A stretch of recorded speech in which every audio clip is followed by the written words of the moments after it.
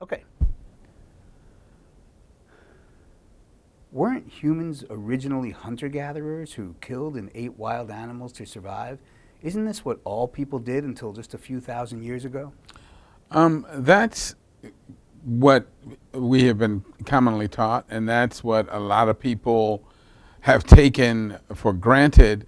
But in fact, when you, one, look at um, human anatomy and physiology, it just doesn't compute, because what's crystal clear is that the more animal food humans eat, the sicker it makes us, the um, uh, shorter our lifespans. And it's very clear that our physiology is not designed to handle a lot of animal foods. I mean, right down to the fact that when we uh, eat nothing but animal food, we get constipated. I mean, that happens almost immediately. And it's clear that our bowels are not set up to handle a low fiber diet. And I think part of the problem with these theories that developed is that they were developed by wealthy, educated, predominantly male European anthropologists who assumed that the diet they were eating and that they were used to was the diet that human beings must have um, either evolved or the human species developed consuming. I've often said that if early anthropologists had been physicians, they would have come to completely different conclusions, because they would have understood that there's no way humans could have evolved on a meat-centered diet, because it simply doesn't jive with our physiology.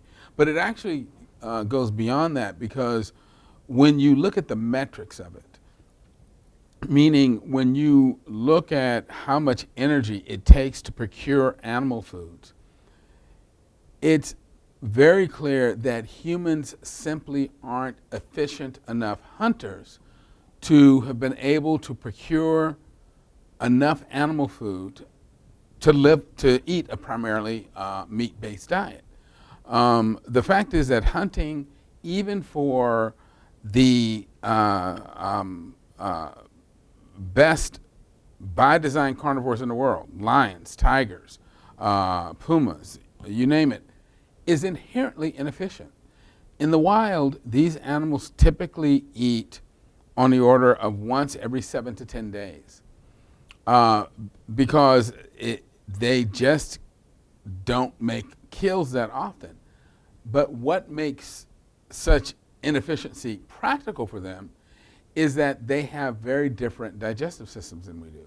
They have gigantic stomachs, and I mean gigantic stomachs, that allow them to eat literally 30% of their body weight at a single meal.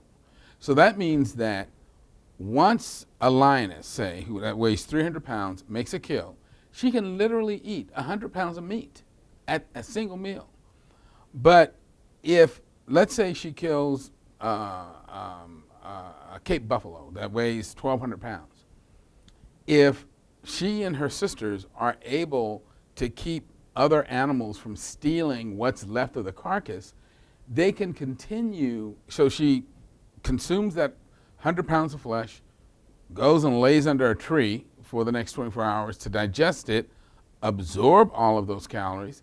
Number one, she has a liver that can actually deal with such a massive influx of calories and not develop fatty liver disease, because her physiology is designed for that.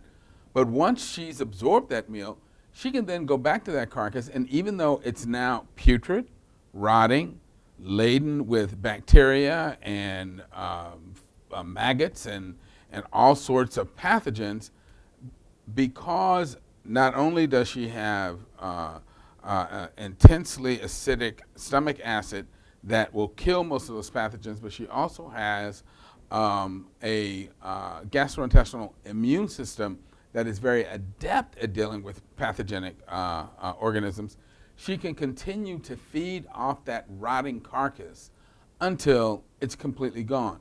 So she can continue to extract calories from that single kill that will allow her to recover all of the energy she wasted in that previous 10 days chasing things she didn't catch, and accumulate enough energy and calories to make up for what she wasted, and still have enough to repair her body, build up her body, support a pregnancy, and then last her until she and her sisters make another kill. Human beings cannot do that at all. Number one, as plant eaters, we have stomachs that are designed for batch feeding. All carnivores can eat once every 7 to 10 days and be fine. Herbivores are batch feeders. Because plant foods have so much fiber in them, you have to eat a meal, process it, and then go back and eat another meal. And all plant-eating species have to eat multiple meals every single day just to get enough calories to last them for a given day. And so they have much smaller stomachs that are designed for processing a batch of food and then go back and process another batch of food.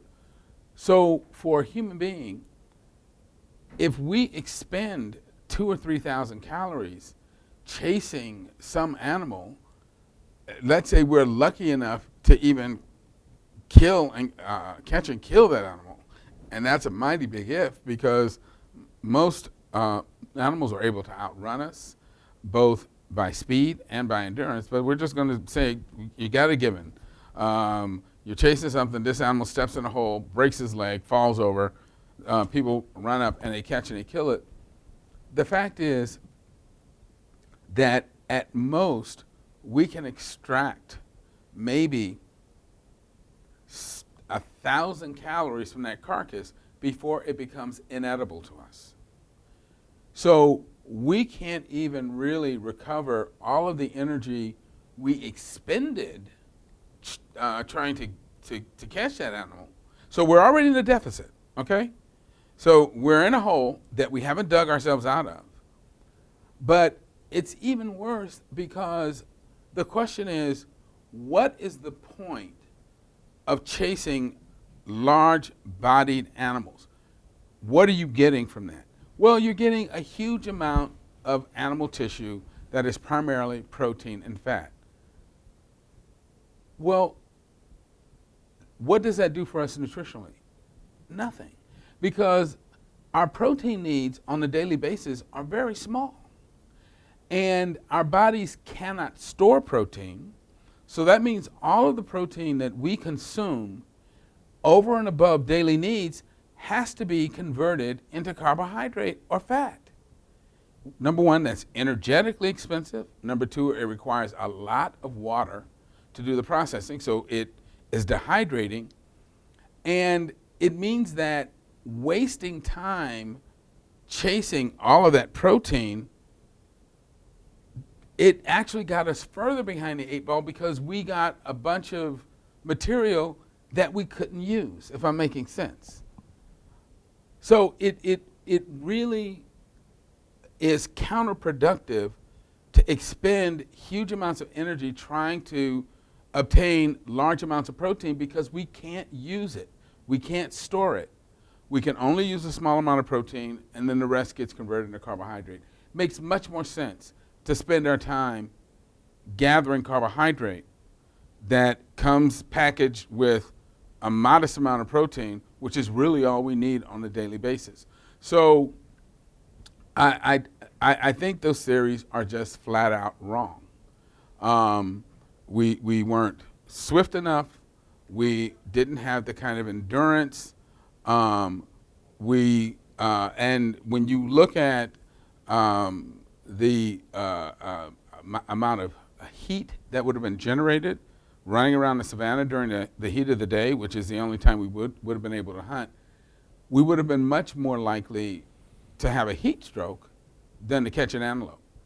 And a heat stroke on the savannah is a death sentence because, number one, before you know it, you're going to be consumed by a hyena or a lion. But that also brings up the fact, so what if these people were able to kill a 300-pound antelope that they've chased, let's say, 5 or 6 miles away from where their camp is? They can't carry that whole thing back to the camp. So again, the best that they can do, and you see this in modern Stone Age tribes, they have to butcher it on the spot and carry what they can carry back. So again, it's like leaving money on the table. Most of that carcass is left where it fell.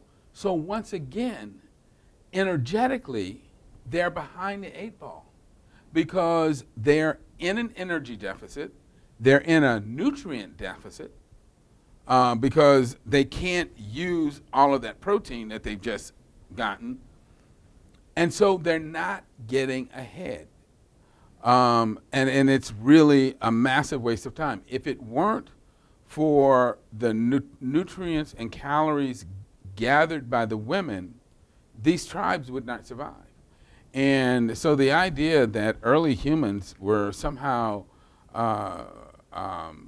had the hunting prowess to be able to go out and consistently acquire these huge amounts of protein just doesn't make sense. And even if they did, it wouldn't do them any good because they can't use it as protein. So there's no point in expending all that effort and energy on something you can't use.